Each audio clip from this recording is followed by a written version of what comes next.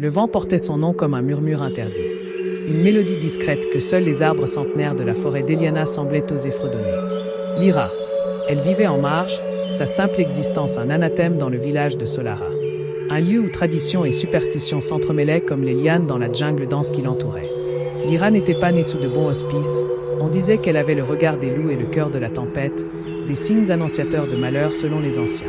Dès son plus jeune âge, elle fut reléguée aux confins des terres cultivées, son refuge une modeste cabane de pierre à l'orée du bois des murmures, loin des regards accusateurs. Pourtant, malgré l'isolement forcé, une force tranquille émanait d'elle, une résilience forgée par la solitude.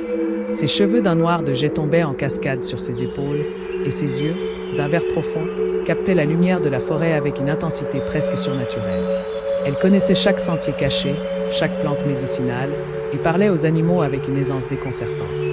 Un jour, alors que le soleil rougeoyant commençait sa lente descente derrière les cimes des arbres, Lyra fut témoin d'une scène inattendue. Un jeune homme, d'une prestance rare, était tombé d'un cheval fougueux, son corps gisant inerte sur le sol mousseux. Il portait les vêtements raffinés des nobles de la cité haute, un contraste saisissant avec la rusticité de son environnement.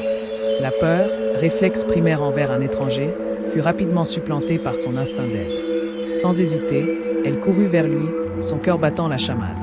Ses mains fines, habituées à cueillir des bailles et à soigner des bêtes blessées, examinèrent avec dextérité la blessure à sa tête. Il respirait à peine. Lyra savait qu'elle devait agir vite. Elle le traîna avec une force insoupçonnée jusqu'à sa cabane, l'installa près du feu et commença à préparer une infusion d'herbes aux propriétés curatives. La lumière vacillante de la cheminée dansait sur son visage, révélant la concentration et la détermination qui l'animaient. Elle passa la nuit à veiller sur lui, changeant ses compresses, priant silencieusement les esprits de la forêt pour qu'il retrouve ses forces. Au matin, les paupières du jeune homme s'agitèrent. Un soupir léger s'échappa de ses lèvres avant qu'il n'ouvre ses yeux, d'un bleu aussi clair que le ciel d'été. Il la fixa, un mélange de confusion et de curiosité dans son regard. « Où suis-je » Sa voix était rauque, mais empreinte d'une certaine noblesse. Lyra répondit doucement, sa voix mélodieuse comme le chant d'un rossignol. « Vous êtes en sécurité. Dans ma cabane, à l'orée du bois des murmures. Vous êtes tombé de cheval. » Le jeune homme tenta de se redresser, mais une douleur aiguë lui traversa le crâne. Lyra le pressa de rester immobile. « Reposez-vous. Vous avez besoin de force. » Il se présenta comme Kael, fils du baron de la cité haute, venu chasser dans la région. Son regard ne quittait pas Lyra, fasciné par cette jeune femme à la beauté sauvage, si différente de celle qu'il connaissait dans son monde.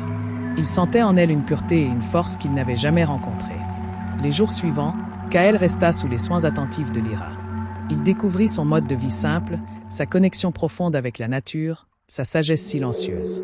Il fut frappé par la gentillesse qui émanait d'elle, en dépit de la solitude manifeste dans laquelle elle vivait. Il apprit de sa bouche l'histoire de sa réclusion, la peur des villageois envers ceux qui étaient différents. Kael, habitué aux conventions et aux faux-semblants de la cour, fut profondément touché par l'authenticité de Lyra. Chaque jour passé à ses côtés érodait les barrières qu'il avait inconsciemment érigées. Il la regardait s'occuper de ses poules, cueillir des bailles ou s'asseoir en silence, écoutant le vent raconter ses histoires. Ses préjugés s'effaçaient, remplacés par une admiration grandissante. La forêt, autrefois un simple terrain de chasse, se transformait sous ses yeux en un royaume enchanté, tout cela grâce à Lyra. Une connexion profonde, silencieuse d'abord, puis de plus en plus palpable, commença à s'établir entre eux. Des regards furtifs devinrent des échanges prolongés, des sourires timides, des rires francs. La tension de l'interdit planait, mais l'attraction était indéniable, une force puissante qui défiait toutes les conventions et les avertissements. Kael se sentait attiré par elle d'une manière qu'il n'avait jamais connue, un sentiment qui allait bien au-delà de la gratitude. C'était une fascination, un désir de comprendre le mystère qui l'entourait, de percer les couches de solitude pour atteindre son cœur. Pour Lyra, Kael était une fenêtre sur un monde qu'elle n'avait jamais cru pouvoir atteindre. Il ne la jugeait pas, ne la craignait pas. Il la voyait, simplement. Et dans son regard, elle commençait à voir la possibilité d'un avenir différent, un avenir où elle ne serait plus seulement la fille interdite. Leur amour naissant était une flamme fragile dans l'obscurité des préjugés, une étincelle d'espoir contre un courant puissant de désapprobation.